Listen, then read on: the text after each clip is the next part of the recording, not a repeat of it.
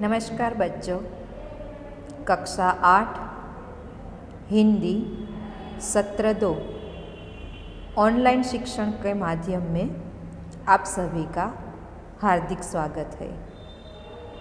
चलो सत्र 2 में हम पहली इकाई लेते हैं जिसका नाम है पत्र एवं डायरी। बच्चों, यहाँ पे पहली इकाई ही ऐसी आई है जिस पर आप निबंध लिख सकते हैं, पत्र एवं डायरी।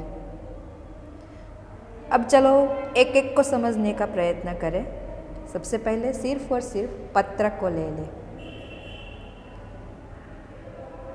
पत्र इस समय वर्तमान समय में बहुत तरीके से हम लिख सकते हैं, जिसमें हम पत्र को अंग्रेजी में ईमेल कहते हैं। मेल यानी पत्र, ईमेल यानी इलेक्ट्रॉनिक पत्र। तो इंटरनेट के माध्यम के द्वारा, मोबाइल फ़ोन के द्वारा, इन सभी के द्वारा हम पत्र लिखते हैं। दूरभाष यानी कि टेलीफोन, फ़ोन का यूज़ कर सकते हैं। तार यानी टेलीग्राम, उनका भी यूज़ कर सकते हैं। लेकिन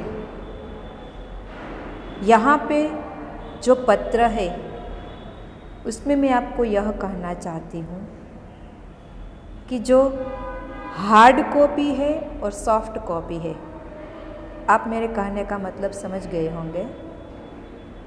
हार्ड कॉपी का महत्व कुछ अलग ही है।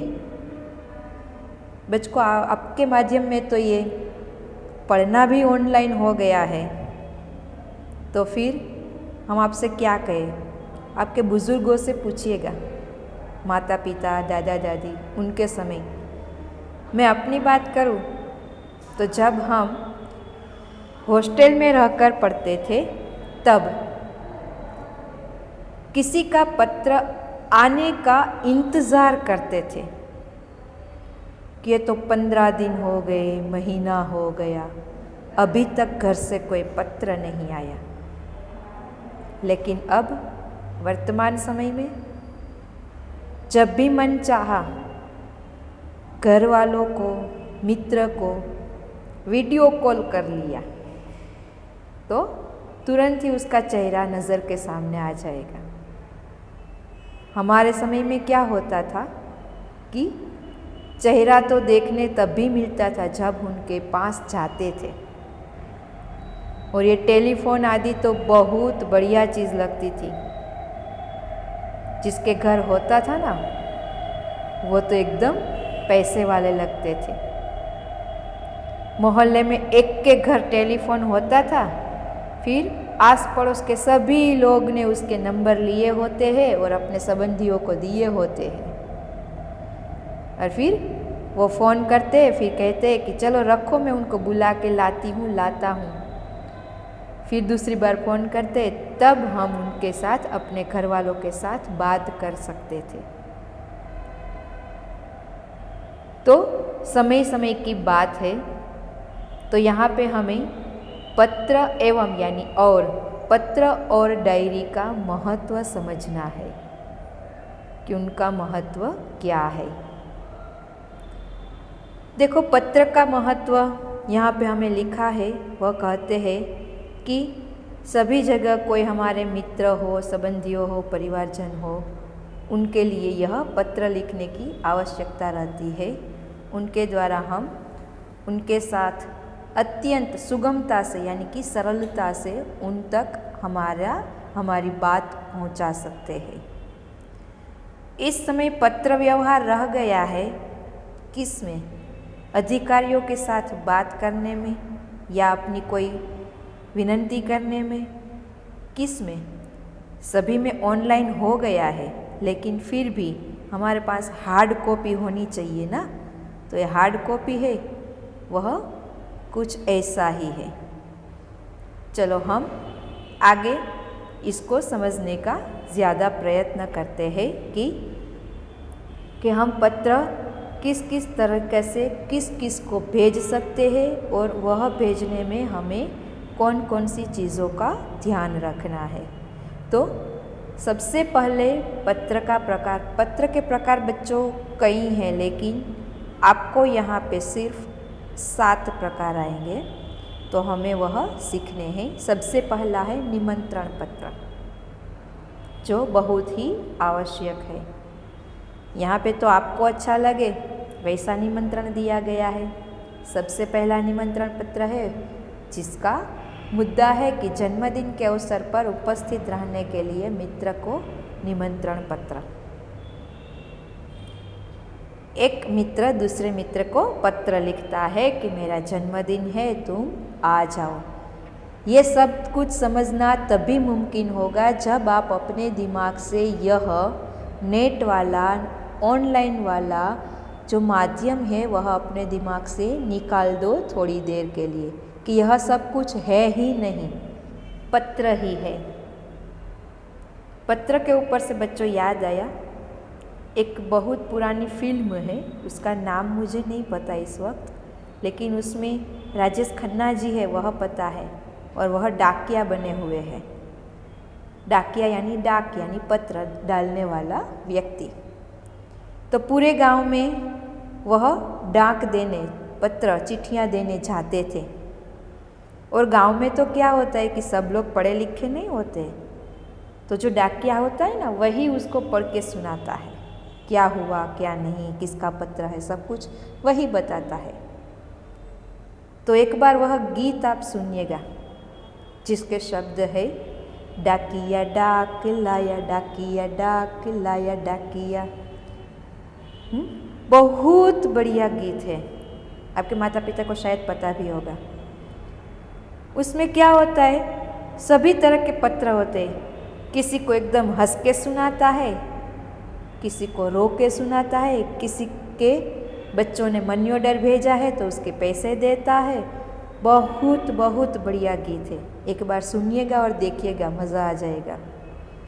तो पत्र बहुत तरीके से होते हैं, तो उसमें से ये पहला पत्र है मित्र को निमंत्रण पत्र। अब देखिए इसमें पता लिखा है, किस तरफ लिखा है, ये सब कुछ याद रखने का प्रयत्न करना है, क्योंकि इसमें जब पत्र लेखन दिया गया है तो परीक्षा में जो पत्र लिखने को हमें होगा वह इसी पैटर्न से, इसी प्रकार से हमें लिखना है, यह एकदम से याद रखना है। तो पहले पता लिखा है, फिर यहाँ पे पता लिखने के बाद हम देख सकते हैं कि यहाँ पे ये पता के लिखा है, उसके बाद यहाँ पे संबोधन किया गया है जो बहुत ही महत्वपूर्ण है। संबोधन यानी कौन पत्र लिख रहा है, किसको पत्र लिख रहा है, तो उसमें क्या संबोधन होना चाहिए। इस इकाई के पीछे भाषा सज्जता में यह सब लिखा है जो आपको अपनी क्लास वर्क में लिखना है और उसे याद करना है। संबोधन, हम छठी कक्षा से पत्र लेखन सीखते आए हैं, तो सभी को पता ही होगा कि अपने जैसे होते हैं, यानी कि हमारी उम्र के होते हैं, उसे हम प्रिय लिखते हैं।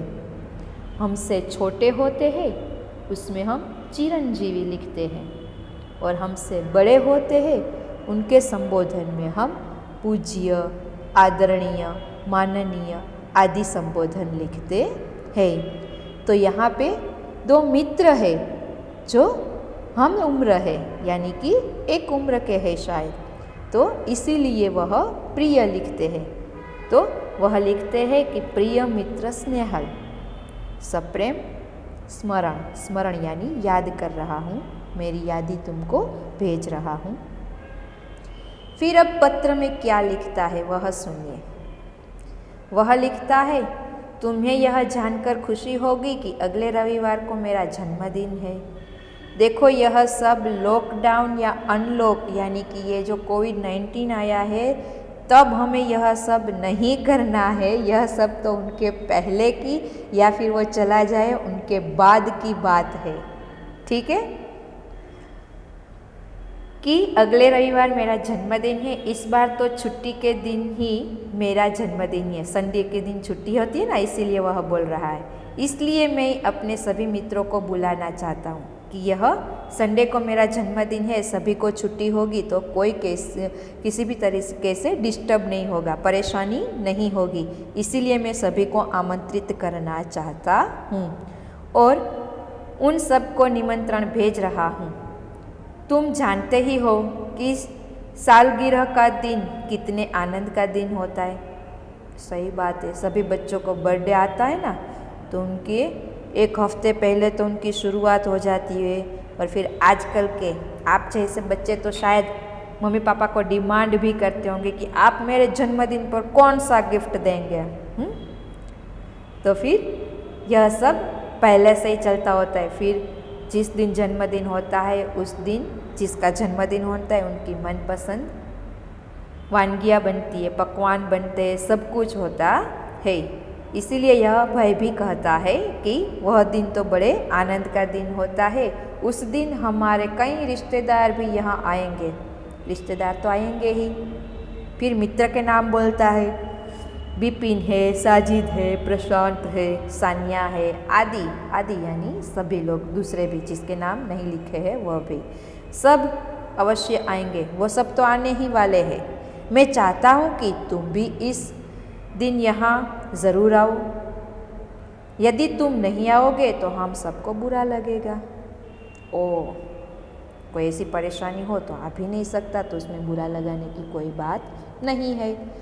हम तो उस दिन सारा समय आनंद में बिताना चाहते हैं। दिन भर भोजन, जलसा, खेल आदि होगा और रात को सिनेमा देखने भी जाएंगे।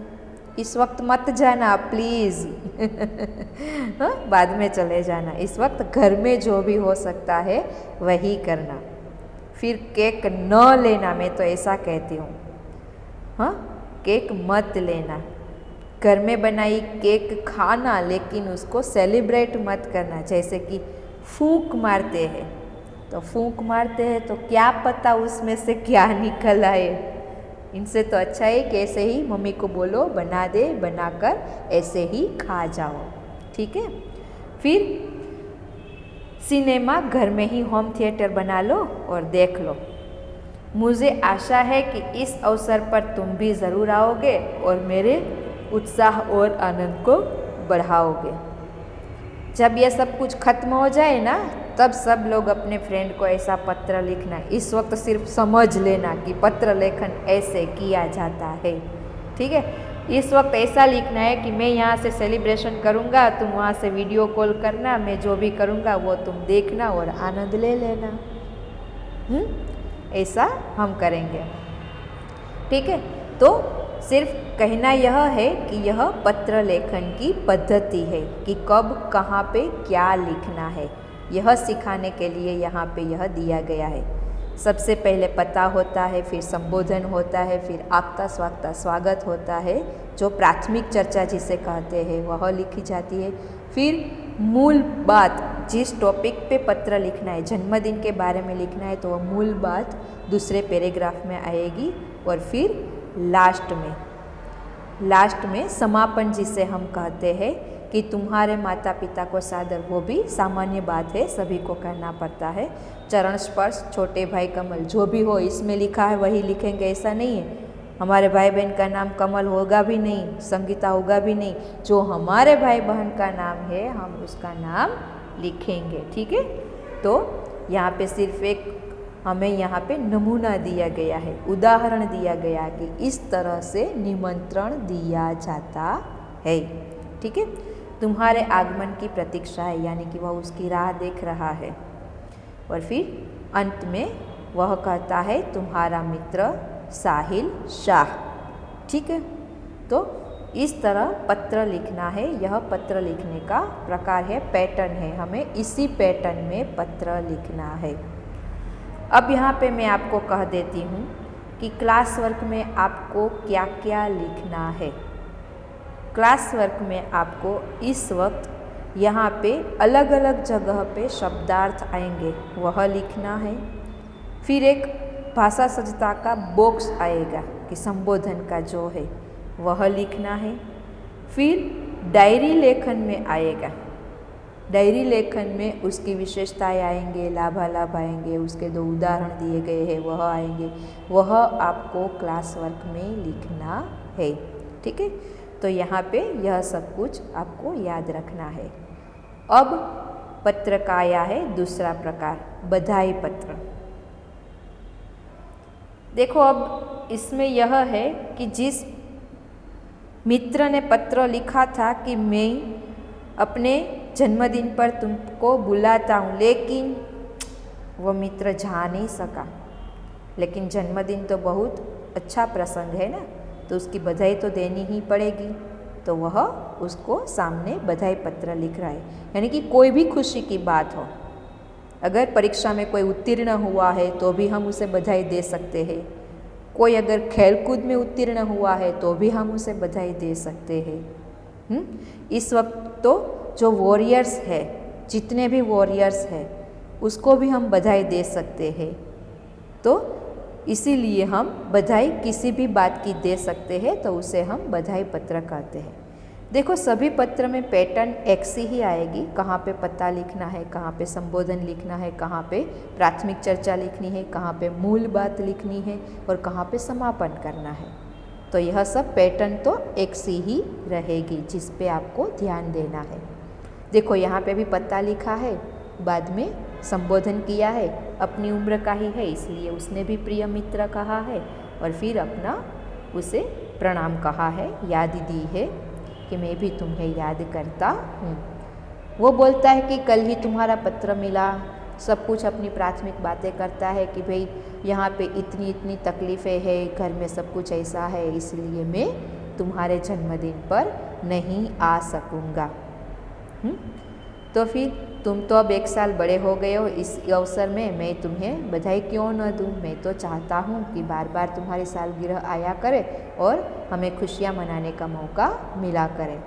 तो फिर ऐसे मंगल यानी कि शुभ यानी कि अच्छे अवसर पर कौन आना नहीं चाहेगा, लेकिन मैं नहीं आ पाऊँगा तो मैं पत्र के माध्यम से ही तुम्हें तुम्हारे जन्मदिन की शुभकामनाएँ देता हूँ।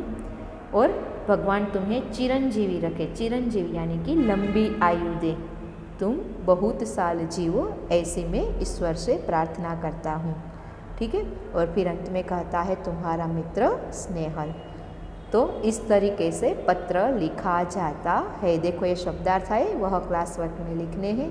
उसके बाद आश्वासन पत्र, ये बधाई से बिल्कुल विरुद्ध का पत्र है बच्चों। बधाई आनंद का माहौल है और यहाँ पे थोड़ी मायूसी है, क्योंकि जो काम हम करने गए उसमें हमें निष्फलता मिली, उसमें हम सफल नहीं हुए। लेकिन कोई ऐसा है हमारा प्रियजन कि वह हमें यह प्रेरणा देता है कि जो काम तुम कर रहे हो तो 1 बार सफल नहीं हुए, 2 बार सफल नहीं हुए, लेकिन जब तक तुम सफल न हो उसके पीछे लगे रहो, उसको छोड़ो मत। तो यह प्रोत्साहन देता है हमें, इसीलिए आश्वासन कि कोई बात नहीं, इस बार खेलकूद में तुम्हें पहला नंबर लाना था, नहीं ला सके तो उसमें कौन सी बड़ी बात है, दूसरी बार प्रयत्न करो, हो ही जाएगा। इसका अगर मैं उदाहरण देना चाहूँ तो आप लोग जानते होंगे कि इस वक्त कौन बनेगा करोड़पति आ रहा है। तो उसमें कई स्पर्धक ऐसे होते हैं कि मैं 16 साल से ट्राई कर रहा था, आज जाके मेरा नंबर आया। देखो उसने अगर यह ट्राई करना छोड़ दिया होता तो क्या आज उसका नंबर आता? आज वह 25 लाख रुपए जीतता? नहीं जीतता ना। तो फिर जब तक हम सफल न हो हमें प्रयत्न नहीं छोड़ना चाहिए। तो यहाँ पे तो क्या है कि कोई असफल हुआ है और फिर उसको आश्वासन देना है। तो देखो प्रकार एक ही है, पहले पता आता है, फिर संबोधन आता है, फिर यादी आती है, फिर प्राथमिक चर्चा आती है कि तुम उसमें भाग लेने गए थे वगैरह वगैरह वगैरह। तो फिर अब मूल बात आती है आश्वासन देने की, कोई बात नहीं, उसमें शौक नहीं करना चाहिए, मातम नहीं मनाना चाहिए, बल्कि उसको सफलता में ढलना चाहिए और फिर ज़्यादा मेहनत शुरू कर देनी चाहिए और ध्येय प्राप्ति के मार्ग पर हमें डटे रहना चाहिए। ऐसे निराश होकर बैठना नहीं चाहिए वगैरह वगैरह इसमें कहा गया है और सामने वाले को उनसे हौसला मिलता है, हिम्मत मिलती है कि सही बात है, इस बार सफल नहीं हो सका तो क्या हुआ, दूसरी बार मेहनत करूँगा, आज नहीं तो कल मैं सफल तो होऊंगा ही ना। तो फिर इस तरह से यह आश्वासन पत्र है। बाद में आप देखते हैं कि वैसे ही समापन भी किया गया है। आज हम यहीं पे रखते हैं, फिर अगले वीडियो में हम चौथा प्रकार देखेंगे जो है अनुमति पत्र।